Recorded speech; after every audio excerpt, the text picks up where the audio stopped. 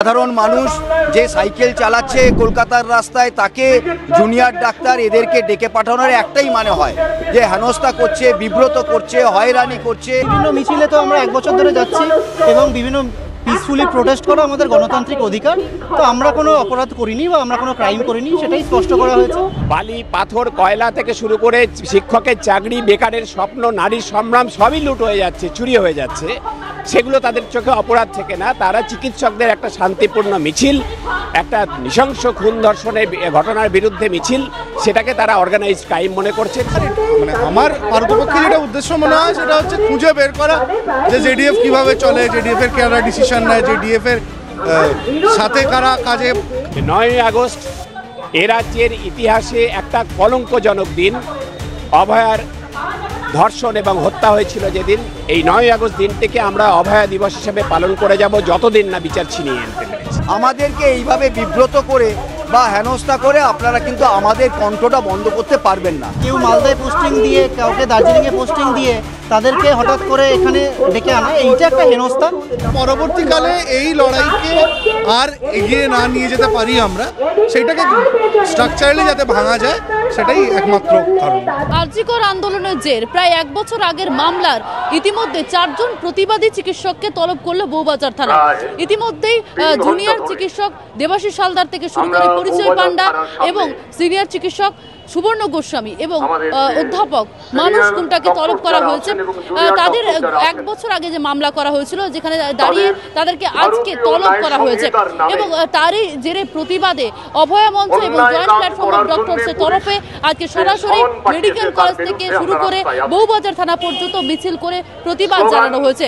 শুধু তাই নয়, বারে বারে ডাক্তারদেরকে, যে প্রতিবাদী বা আন্দোলনকারী ডাক্তারদেরকে বারে বারে হেনস্থা করা হচ্ছে, তার প্রতিবাদে তারাও কিন্তু বিক্ষোভ দেখাচ্ছেন বউবাজার থানার বাইরে।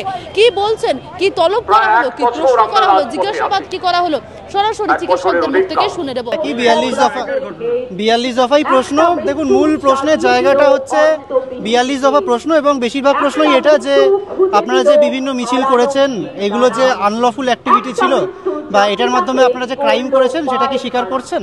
তো আমরা স্পষ্ট বলি যে না, বিভিন্ন মিছিলে তো আমরা এক বছর ধরে যাচ্ছি এবং বিভিন্ন পিসফুলি প্রোটেস্ট করা আমাদের গণতান্ত্রিক অধিকার। তো আমরা কোনো অপরাধ করিনি বা আমরা কোনো ক্রাইম করিনি, সেটাই স্পষ্ট করা হয়েছে।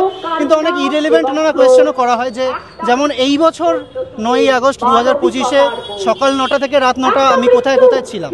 এবার এক বছর আগের একটা এফআইআর এর তদন্তে এটা কিভাবে রেলিভেন্ট, আমরাও জিজ্ঞাসা করি যে এটা কি রেলিভেন্ট। উনি বলেন হ্যাঁ, ইয়েস। তো এইরকম নানা প্রশ্ন বা কোথা থেকে আপনার ব্যাংক অ্যাকাউন্টের নাম্বারটা বলুন, আপনার এই ধরনের ইলেভেন্ট কোয়েশ্চেনও করা হয়। আমরা আমাদের তদন্তে যতটুকু সহায়তা করার আমরা করেছি। তো সেই জায়গা থেকে কিন্তু এটা আমাদের এখনো স্পষ্ট বক্তব্য যে এই ধরনের প্রশ্নগুলো করা এটা নিতান্ত হেনস্থা করার জন্যই। কারণ এটা যদি এত গুরুতর কোনো অপরাধ বলে ওনারা মনে করতেন, আমরা মনে করছি না এটা অপরাধ বা কোনো ক্রাইম, ওনারা যদি মনে করতেন তাহলে অনেক আগে ওনারা ডেকে পাঠাতে পারতেন। এক বছর পেরিয়ে যাওয়ার পর কেউ মালদায় পোস্টিং দিয়ে, কাউকে দার্জিলিংয়ে পোস্টিং দিয়ে তাদেরকে হঠাৎ করে এখানে ডেকে আনা, এইটা একটা হেনস্থা। কিন্তু আবার বলবো যে যতই হেনস্থা করা হোক, ওনারা যদি ভেবে থাকেন যে এর মাধ্যমে আন্দোলন স্তীমিত হবে বা আমরা কেউ ভয় পাচ্ছি, সেটা ভুল ভাবছেন। বরং সবাই বলছেন, আশফাকও বলেছিল, আশফাকুল্লাহ নাইয়া, দুদিন আগে শান্তামেমও বলেছেন যে ভয় যেমন ছোঁয়াচে, সাহসও ছোঁয়াচে। তো সেই ছোঁয়াচে সাহসটাই ছড়িয়ে পড়বে, এটাই বলবো। মনে হওয়ার কিছু নেই। শাসকের রোষ, প্রতিহিংসা পরায়ণতা, এবং এটা আমরা এক বছর আগে থেকে জানি। এক বছর আগে থেকেই আমরা জানি যে এরকম আমাদের নামে, আশঙ্কা নয়, আমরা নিশ্চিত ছিলাম যে আমাদের নামে এরকম এফআইআর জমানো রয়েছে। আমরা এটাও জিজ্ঞাসা করে এসেছি যে আর কটা আপনারা এরকম জমিয়ে রেখেছেন। উনি উত্তর দেননি অবশ্যই, কিন্তু আমি বলছি আর কি। তো এটা খুব মানে আমাদের কাছে খুব অপ্রত্যাশিত, এরকম নয়। শাসকের চরিত্রই কিন্তু এটা। সেটা তো বলতে পারবো না। মোটামুটি ওনাদের যা প্রশ্ন ছিল আমরা তো সবটাই বলে দিয়েছি। এরপর তো আর নতুন করে কিছু জানা থাকতে পারে বলে আমার মনে হয় না। কিন্তু ওনারা যদি মনে করেন যে ওনারা তদন্ত বা তদন্তের নামে প্রহসন যাই বলবেন, তার জন্য আবার ডাকবেন, আমরা আইনজীবীদের পরামর্শ নিয়ে সব রকমভাবে সহায়তা করব। আন্দোলনের প্রভাব তো অবশ্যই পড়বে। যে আন্দোলনকে একটা বছর পেরিয়ে যাওয়ার পর খানিকটা হলেও ভাটা পড়ছিল বা স্তীমিত হচ্ছিল, পুলিশের এই অতি সক্রিয়তা সেটাতে আরো আঁচ দেবে, আন্দোলন আরো তীব্র হবে, এটাই আমরা মনে করি।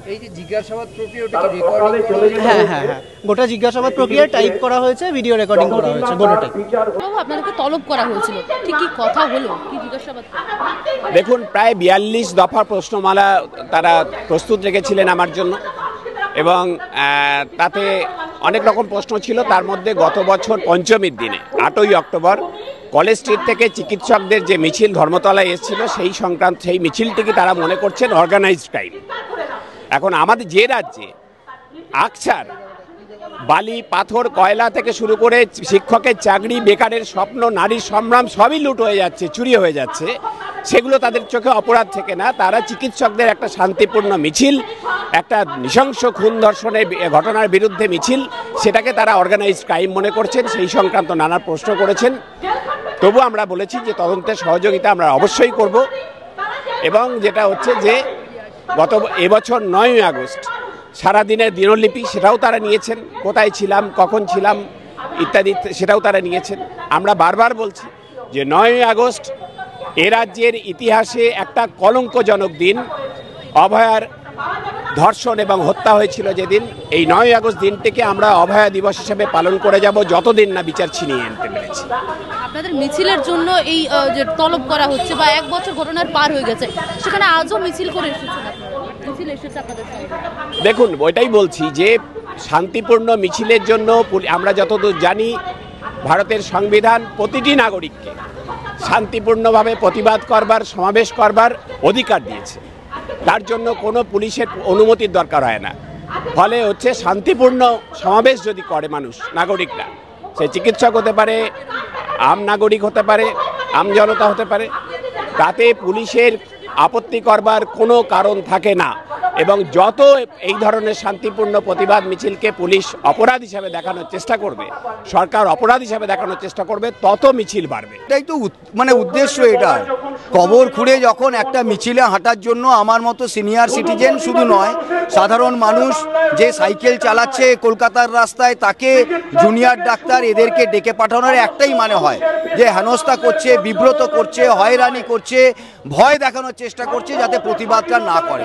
আমরা একটাই বলতে চাই, আপনারা গত 1 বছর ধরে অনেক চেষ্টা করেছেন, এই যে সক্রিয়তা, যে এত লোককে ডেকে পাঠানো, এইটা যদি আপনাদের আগে থাকতো তাহলে অভয়া এতদিনে ন্যায় বিচার পেয়ে যেত, আমাদেরকে রাস্তাতে থাকতে হতো না। আপনারা ওইটা দিন, আমাদেরকে এইভাবে বিব্রত করে বা হেনস্থা করে আপনারা কিন্তু আমাদের কণ্ঠটা বন্ধ করতে পারবেন না।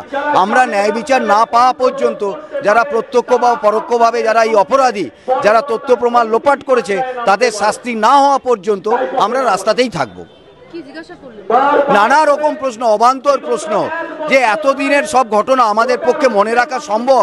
কোন মিছিলে হেঁটেছেন, আপনি জানতেন কিনা ওই মিছিলটা আপনাদের ওই পুলিশের পারমিশন ছিল কিনা, আপনি ওই মিছিলে হেঁটে ক্রিমিনাল অফেন্স করেছেন, আপনার ব্যাংক অ্যাকাউন্ট দিন, আপনার কটা ব্যাংক অ্যাকাউন্ট আছে, আপনার প্যান কার্ড কি আছে, এইসব নানা অবান্তর প্রশ্ন, যার সঙ্গে এই মিছিলে হাঁটার প্রতিবাদের কোনো সম্পর্কই নেই।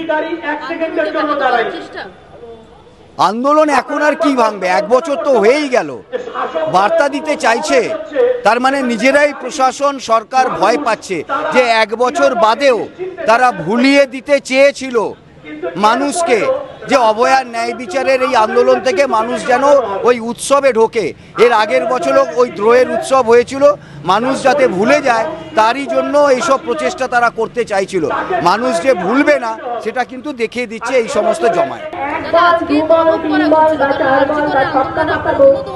এই মানসিকতা না রেখে আমরা ক্রিজে থেকে যাব, আমরা আসলে থেকে যাওয়ার জন্যই ক্রিজে আছি। অনেক ধরনের প্রশ্ন জিজ্ঞেস করেছেন, যেমন তুমি জেডিএফ এ কবে জয়েন করেছো, জেডিএফ কবে উপস্থাপিত, তোমার কাছে জেডিএফ এর কোনো মেম্বারশিপের ফর্ম আছে কিনা, জেডিএফ এ আর কে ডিসিশন নেয়, কিভাবে ডিসিশন নেওয়া হয়, ওই দিনের মিছিলে কারা কারা তোমার সাথে হেঁটেছিল, তুমি কাদেরকে কল করে ডেকেছিলে, তোমাকে কেউ কল করে ডেকেছিল কিনা, সেই মিছিলে যারা যারা তোমার সাথে হেঁটেছিল তাদের নাম বলো, তাদেরকে তুমি কিভাবে চেনো বলো, এই ধরনের কোশ্চেন।